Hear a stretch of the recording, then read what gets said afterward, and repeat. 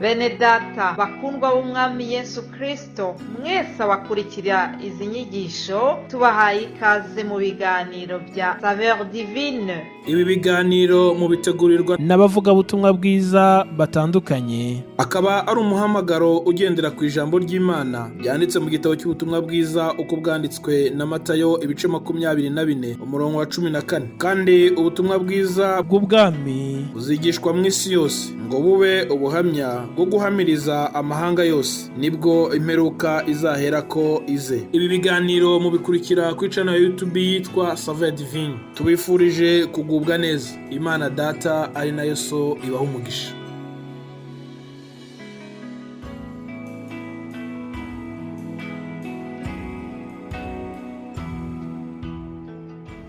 Shalom shalom bakundwa bene data dusangiye gucungurwa n'amaraso y'umwami wacu Yesu Kristo.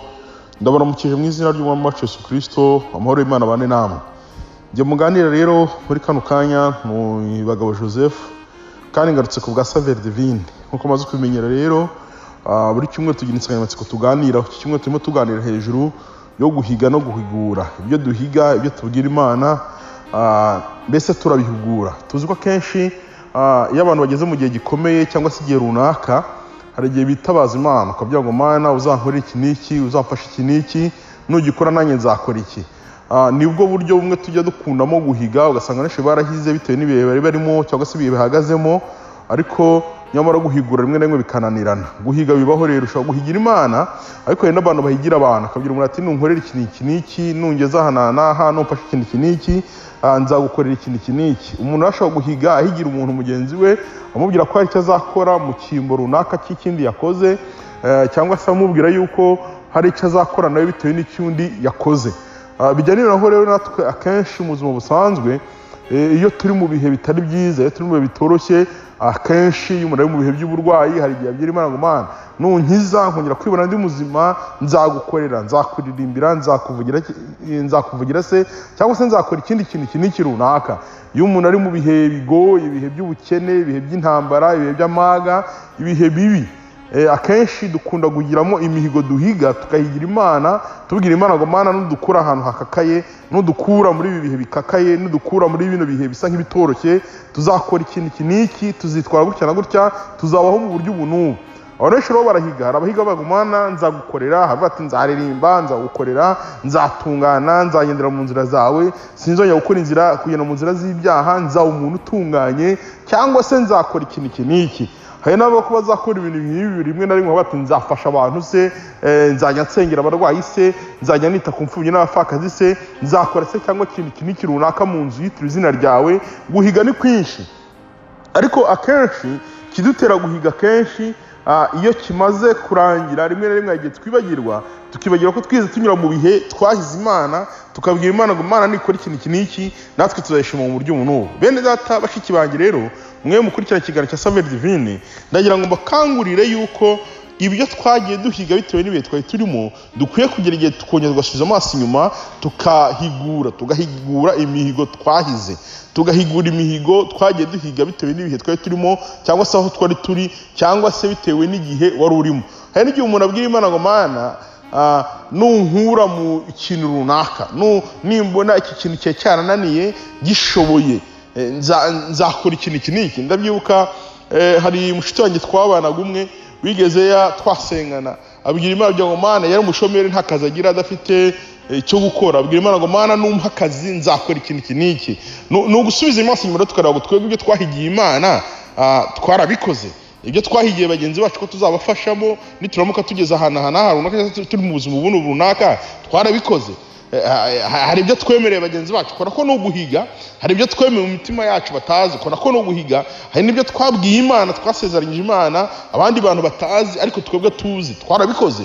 Ndagira ngo dusubize amaso yacu inyuma, twongere tubaze imitima yacu. Wowe umva kino kiganiro kugira ngo ahari wongere wibaze ngo mbese ibyo nahigiye Imana narabihiguye.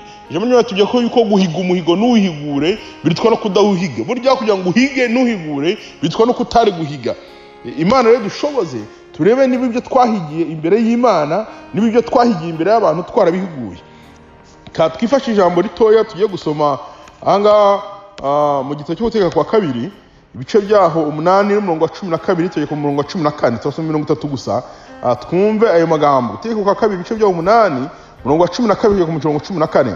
Aravuga ngo numara kurya ugahaga ukamara kubaka amazu meza ukayabamo, inka zawe n'imikumbi yawe n'ifeza zawe n'izahabu zawe n'ibyo bifite byose bikaba bigwiriye, uziyinde umutima wawe kwishyira hejuru ngo wibagirwe Uwiteka Imana yagukuye mu gihugu cya Egiputa mu nzu y'uburetwa. Ari amagambo umukozi w'Imana yabwiraga Abisiraheli, ababwira ati hari igihe kizagera mukagera igihe mukarya mugahaga, mukagera igihe mukaba mu mazu meza mugatura mu mazu meza, hari igihe kizagera mukagira imikumbi mukagira n'amafaranga, ifeza n'izahabu bikabigaragara iwanyu, hari igihe kizagera ugubwe neza umere neza. Arabibutsa ati ariko ntimuzigere igihe ngo mwibagirwe iby'Imana bakoreye, ngo mwibagirwe ibyo mwigeze muhiga mukavuga ko Imana nibakura mu buretwa muri Egiputa muzayishima muzayikorera muzaba hafi yayo. Ibi ni ibintu yababwiraga bati muzirinde ntimuzibagirwe. Rero nanjye nkubwira ngo iminsi imwe n'imwe abantu basoramo ibatera kwibagira ibyo bahigiye Imana mu gihe cy'akaga bari barimo. N'amagambo yababwiraga ati ntimuzigere mwibagirwa, mujye mwibuka ko ari igihe cyageze mubwira Imana ngo Mana duhe ibyo kurya, duhe Mana. Mujye ko ari igihe cyageze mubwira Imana ngo Mana dukize ubu buretwa turimo cyangwa se ahantu turi hatameze neza. Ibyo byose rero nubona ugeze igihe utuje, nubona ugeze igihe uguwe neza umeze neza, ibyo bibazo utakibibona, ubwo buzima butakiguhangayikisha nk'uko bwari bumeze mbere, uzirinde we kwibagirwa. Niko nawe yarababwiye ngo numara kurya ugahaga, birashoboka ko hari ibyo ushobora kuba warahigiye Imana utarya guhage, uri mu gihe cy'inzara, mu gihe cy'ubukene, mu gihe kitameze neza, ukamara kuba mu mazu meza, ukamara kubaka amazu meza ukayabamo. Birashoboka ko yigeze guhigira Imana kugira Imana ngo Mana numpa aho mba hanjye, ukama inzu yanjye, ukamaho n'ahitwa hanjye, nzakora iki n'iki. Ndagira ngo nawe nongere nkwibutse, wibuke ibyo wigezeho higira Imana igihe waryaga ntuhage, uri mu gihe cy'ubushomeri, uri mu gihe cy'inzara, cyangwa uri mu gihe cy'ubushobozi bukeya. Wongere wibuke ibyo wahigiye Imana igihe wenda se ubukode bwari bwabuze wabonaga utabubona, cyangwa se igihe wabonaga uri mu mazu y'abandi wifuza kuzagira inzu yawe, inka zawe n'imikumbi yawe n'ifeza zawe n'izahabu zawe n'ibyo ufite byose bikaba bigwiriye. Uzibuke igihe wahigiye Imana uyibwira ngo Mana ungirire neza, warabuze urubyaro ukabona urubyaro, warabuze ubutunzi ukabona ubutunzi, warifuza kugera ku kintu runaka ukabona ukigezeho, wari uri mu mashuri ukivuga ngo Mana numpa kurangiza nkaneza segonderi, ukama kurangiza nkaneza kaminuza, ukama kurangiza nkaneza masters, ukama kurangiza nkaneza doktora. Wibuke icyo gihe cyose uko wagiye ubwira Imana icyo uzakora imbere y'Imana, noneho bitume wirinda umutima wawe kwishyira hejuru. Dore ikintu cya mbere gituma tudahigura nuko tugeraho tuhageze imitima yacu ikishyira hejuru, noneho tukibuka tukibagirwa gusubiza amaso yacu inyuma ngo twibuke ibyo twabwiye Imana tukiri muri bya bibazo twari turimo, ahubwo noneho duhigura imihigo tubwire Imana ishimwe ryayo, tunahigura imihigo y'icyo twahigiye imbere y'Imana. Ariko uyu nguyu aravuga ngo uzirinde umutima wawe kwishyira hejuru ngo wibagirwe Uwiteka Imana yagukuye mu gihugu cya Egiputa mu nzu y'uburetwa. Hari aho Imana yagukuye mwene data, hari aho Imana yagukuye mushiki wanjye. Kandi iyo dusubiza amaso yacu inyuma turasanga aho Imana yagiye idukura twaragize ibintu byinshi tuhavugira. Usubize amaso yawe inyuma, subiza amaso yawe inyuma, twongere dusubize amaso yacu inyuma, turebe ngo mbese ni ibiki twavugiye aho Imana yagiye idukura. Buri wese afite aho yahoze, afite ahari, afite n'ahari kugana. Urebe aho wahoze mu buryo bw'ubuzima, aho wahoze mu buryo bw'imibereho, aho wahoze mu buryo bw'uburwayi, aho wahoze mu buryo bw'umuryango, aho wahoze mu buryo bw'imyigire, aho wahoze mu buryo ubwo aribwo bwose. Noneho wibuke ngo uri aho hantu wahoze wavugiye iki imbere y'Imana yawe. Reka kugira ngo nibyo tuvuga tugenda, nibyo dutekereza mu mitima yacu Imana irabizi kandi irabirora. Watekerezaga ko uzakora iki? Watekerezaga ko uzifata ute nugera aho ugeze uyu munsi wa none? Ibyo ngibyo rero numara kubyibuka wibuke ko wari uri muhiga, ubundi biguhe umwete wo guhigura icyo wahigiye imbere y'Imana. Imana idushoboze kwibuka. Uyu munsi ushobora kubayeho neza cyangwa se ubayeho mu buzima budasa nk'ubwo wari ubayemo mbere, ariko wongere usubize amaso inyuma aho wahoze, bigutere guhigura ibyo wavugiye imbere y'Imana n'ibyo wavugiye imbere y'abantu. Imana igushoboze, nanjye ishoboze. Imana ishoboze wewe mwene data, Imana ishoboze wewe mushiki wanjye uzumva iki kiganiro cya SAVEUR DIVINE, bizakwinjize mu mwaka wo guhigura imihigo yose wari warahigiye Imana imbere y'Imana yawe. Imana yacu rero tugirire neza, ibagirire neza, kandi dushoboze rwose kuva mideni muri uyu mwaka wa 2022 kuvamo ideni ry'imihigo twagiye imbere y'Imana mu izina rya Yesu Kristo wa Nazareti. Amen.